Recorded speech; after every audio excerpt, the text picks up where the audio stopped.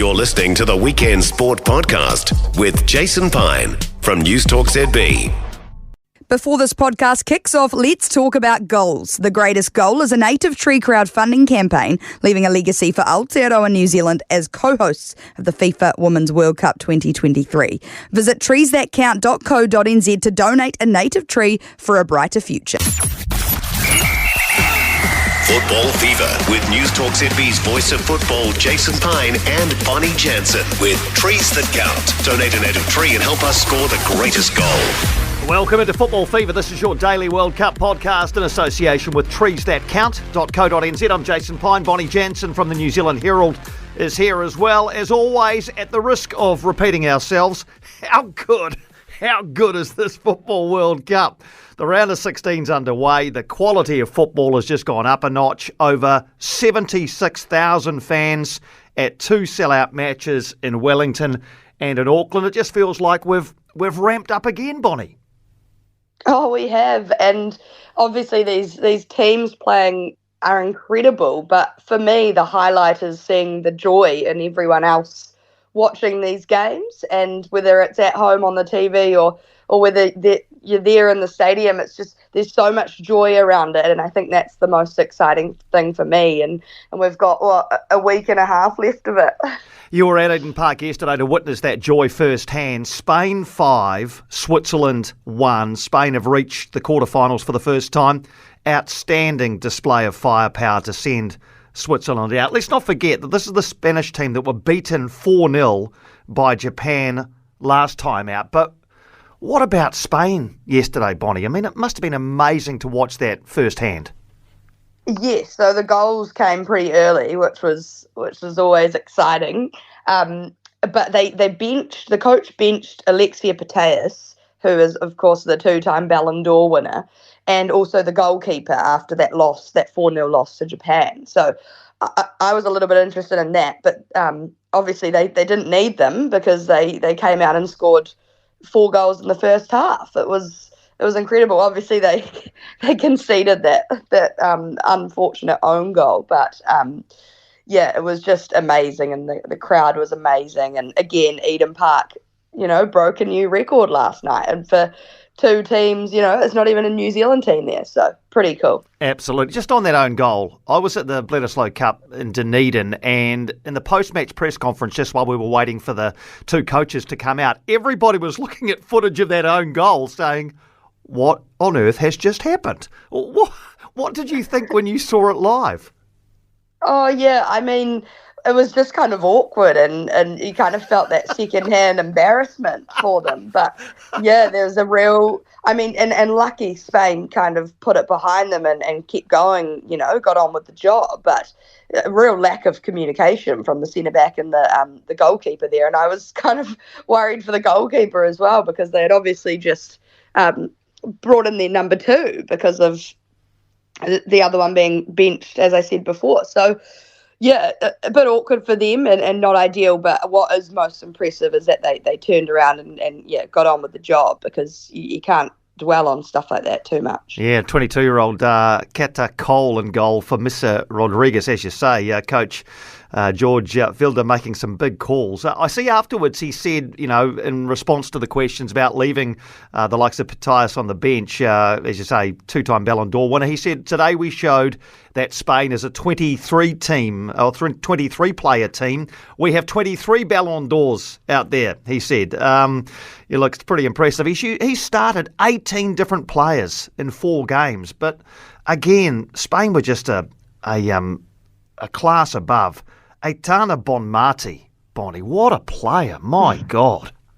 She's just so fun to watch, and just, amazing, and she can score goals, and she can do everything, and I've seen people say she might be the next Ballon d'Or winner for the next year, so who knows, but definitely a player to keep your eye on, and she's only 25.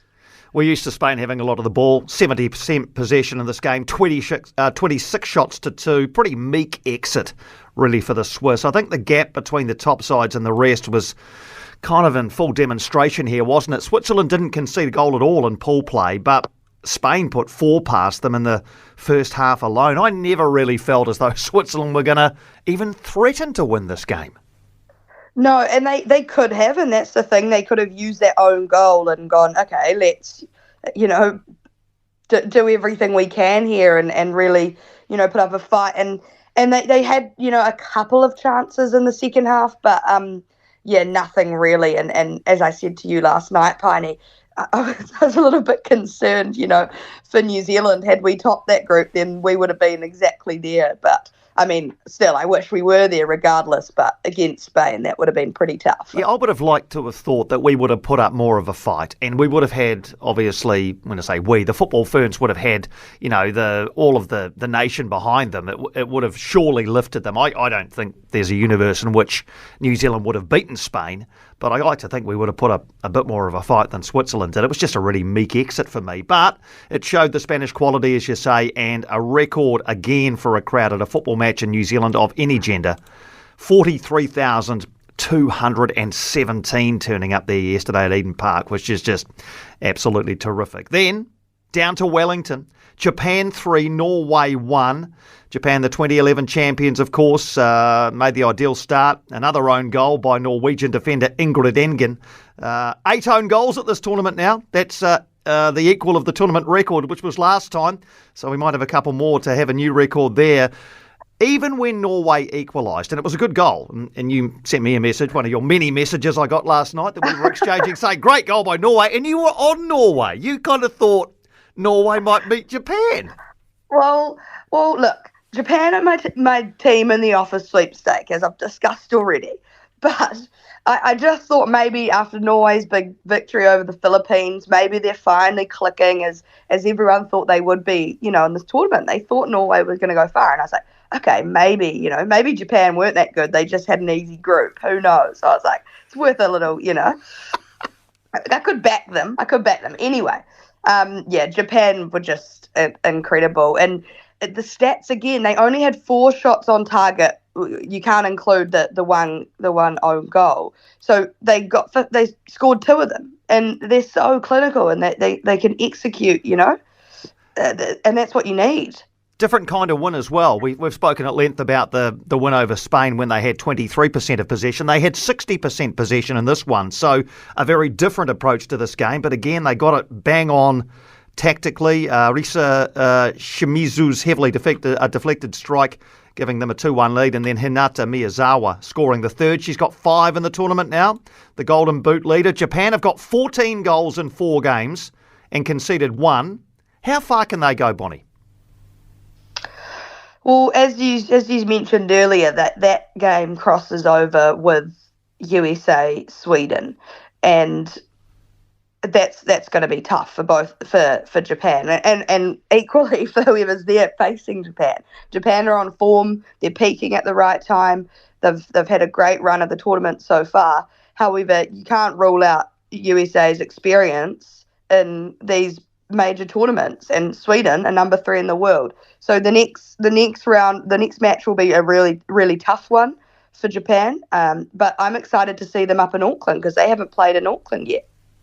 Yeah, it'll be a blockbuster quarterfinal regardless of who they come up against. As Bonnie said, they'll play the winner of Sweden against the United States. Just a word on Norway. They've been a bit out of sorts really this year.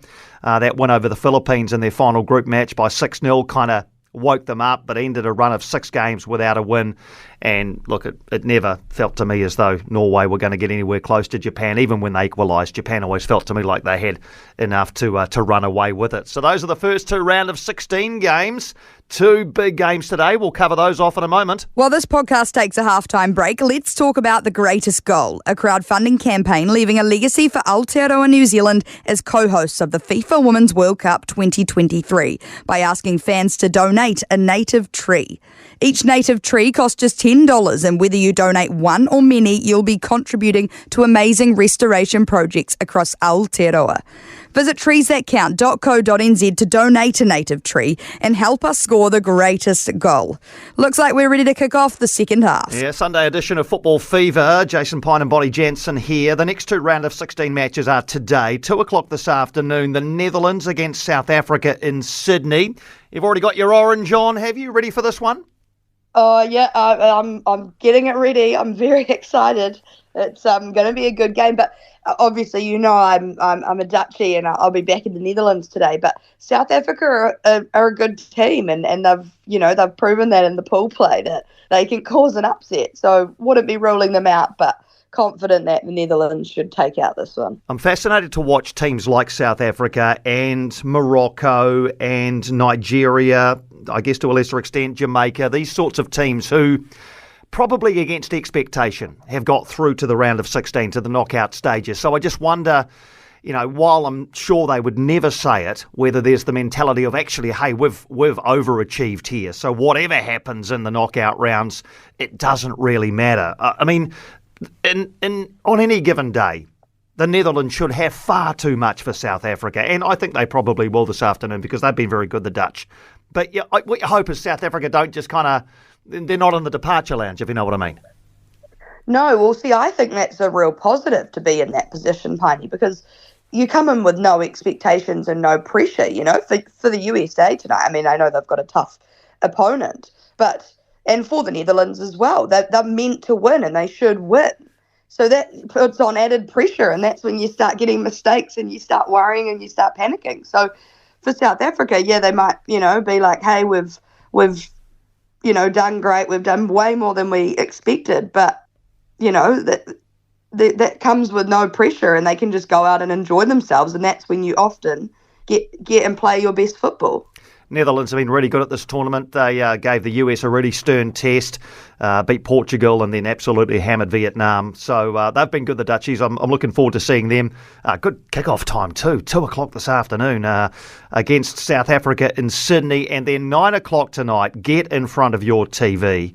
Sweden against the United States in Melbourne. Is this sleeping giant, this drowsing dynamo of world football, the United States, finally going to wake up tonight, Bonnie? I hope so. I'm a big fan of them. I'm a big fan of them. Yep. And I think, we talk about peaking at the right time, and yes, the States have had a bit of a, bumpy road so far. So maybe they'll come out tonight, but they don't have Rose Lavelle, who is arguably their most important player.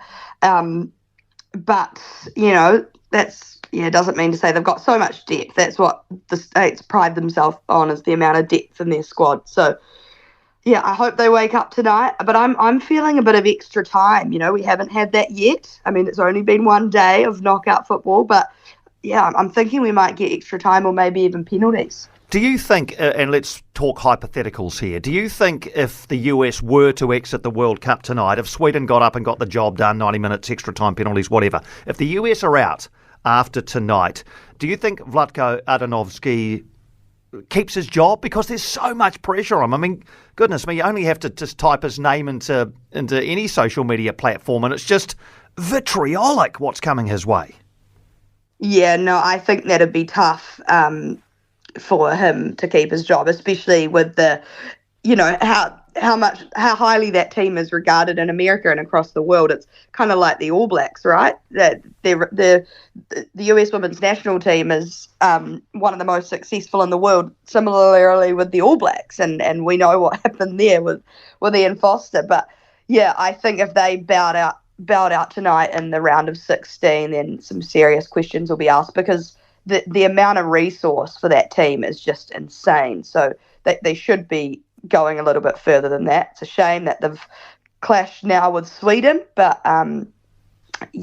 let's hope we don't get to that point. But I would see it hard for Vlatko Andonovski to be staying in that role if they are to lose. Well, I've got Sweden winning the whole thing, and I kind of have to stick to it. So clearly I want them to win tonight against the US. But I kind of also think a Women's World Cup is so much better when the United States are in it, with everything they bring, even their social media presence and the way they are. And I know they've had a bit of jib thrown their way. I'm not sure if you saw this, but they put out a social media post that said, it's great to be here in Melbourne. Did you see that? They called it Melbourne, yeah. And they have been absolutely slaughtered for their shortening of Melbourne to Melby. It's Melbs. It's Melbs. Melbs. Yeah, we all know it. We call it Melbs for short. But I know that as a Kiwi. But yeah, that was funny. But Alex Morgan responded to it very well in the press conference, as they always do. They're professionals. But yeah, as you say, it wouldn't be a tournament. You know, maybe they won't win it this year, but we want them to go far just for the sake of the game. And they've brought so many fans over with them to have them not come back to New Zealand, you know, and have them here for a quarter final will be pretty upsetting. But yeah, I mean, we'll see how it goes. Yeah, I know you want to see them one more time, because the winner of this game, Sweden-USA, will play Japan at Eden Park on Friday night. That'll be a cracking game. In fact, every game from here on will be. The Netherlands-South Africa winner will take on Spain at 1 o'clock on Friday afternoon in Wellington, the final game for Wellington at this FIFA Women's World Cup.